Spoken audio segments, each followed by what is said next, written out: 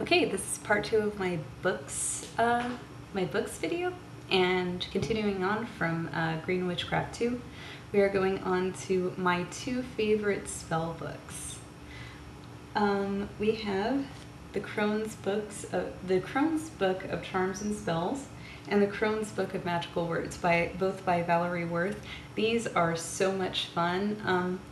I do admit that I find myself reading them more for the poetic, I don't know what you would call that. They're very poetic, and I like that.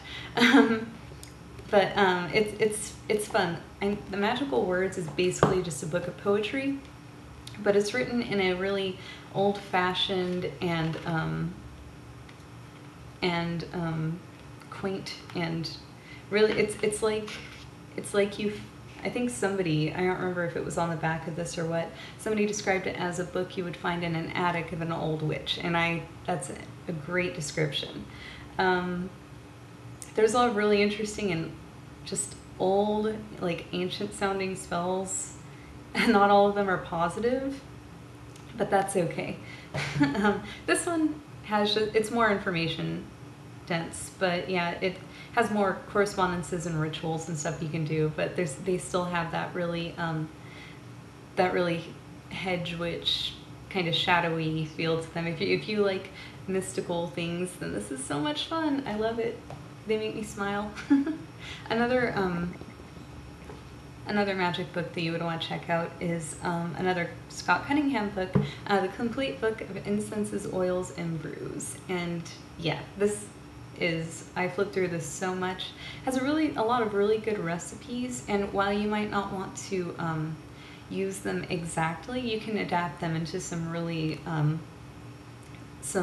solid recipes. And it tells you how to make incense, how to properly blend the oils and brews, make teas, different herbal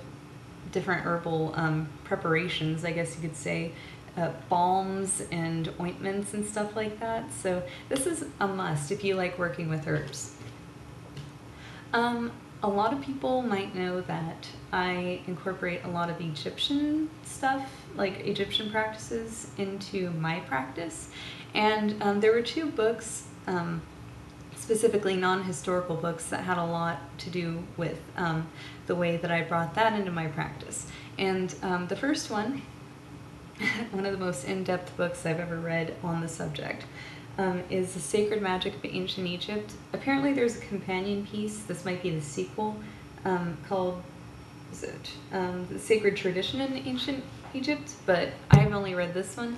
It's basically a Bible, and it's really dense reading, but it's complete. If you want to completely take on ancient Egyptian reconstructionism, then this is a really good starting place at the very least. It has hieroglyphics for all sorts of terms that the ancient Egyptians used in their religion.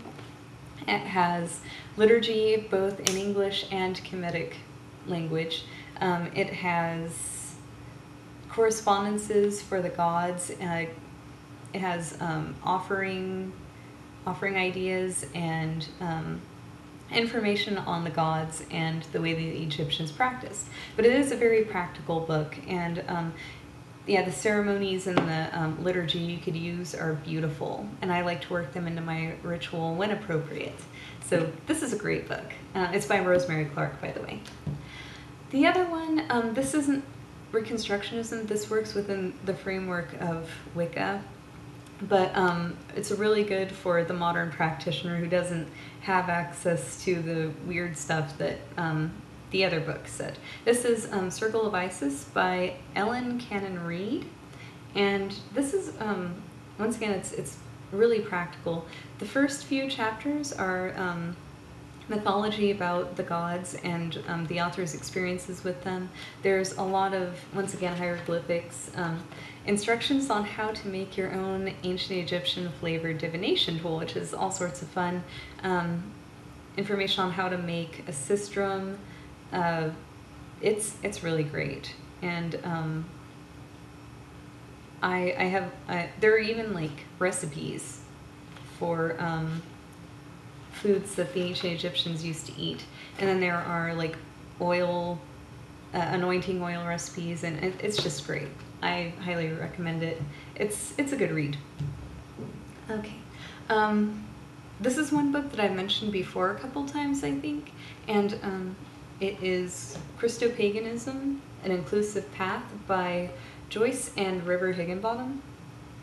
And yeah, it's like I said before, this will change your opinion of Christianity no matter who you are. It'll shed new light on pretty much everything about it. And so if you were looking into incorporating one or the other into your current practice, this is really what you need to read. It gives a lot of really interesting theory. It's mostly theory, but at the end there are some interviews with people who do practice the Christopagan path and what their experiences have been with it. And so, yeah, this is a great book. This is just kind of a random thing, but this is my favorite cookbook, Cooking by the Seasons, Simple Vegetarian Feasts by Carrie-Anne Ulrich. And yeah, this is great if you're a vegetarian and you like especially Italian food. There's a lot of Italian food in here. Really easy, really delicious cookbook. Like the foods are really delicious, not the book itself. But yes, get that if you like to cook. I should mention actually that each holiday has its own menu, and she just, yeah, it's separated into spring, summer, fall, and winter, and each festival has its own menu, and it's really good. I'm really scattered tonight. I don't know what's wrong with me. One last just like random tidbit, I guess you could say, is this book, Signs and Symbols, an illustrated guide to their origins and meanings. I actually found this in the art section of Hastings, but this is a beautiful book. It's published by DK Publications, Doreen something or other. It is richly illustrated, and any symbol, any popular god you could think of, any anything in the world, basically, the human body. Yeah, it's in here, and it talks about its significance in different cultures and what it's meant over the years. Let me see.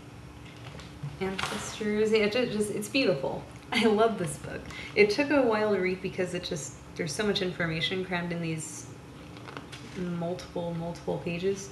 But yeah, if you like symbols, if you're into things like divination or finding new symbolism to use in your spell work, or mythology or anything like that, this is a really good book for pagans. I'm trying to find, at the end they have symbolic gestures and sign language. That's always fun.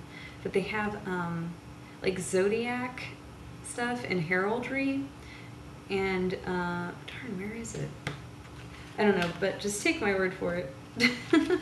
There's all sorts of fun stuff in here. There's different languages and letterings, alphabets, and all that, runes, and yeah, this has everything, so I recommend that.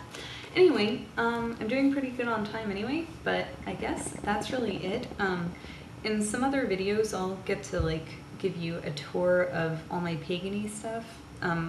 Altars, I only have a couple up right now, but and my whole bookshelf and stuff like that. So anyway, I hope this was a good video. I hope that you've gained some things to add to your reading list, and I hope that you stick around for the next video. All right, thanks for watching. Bye.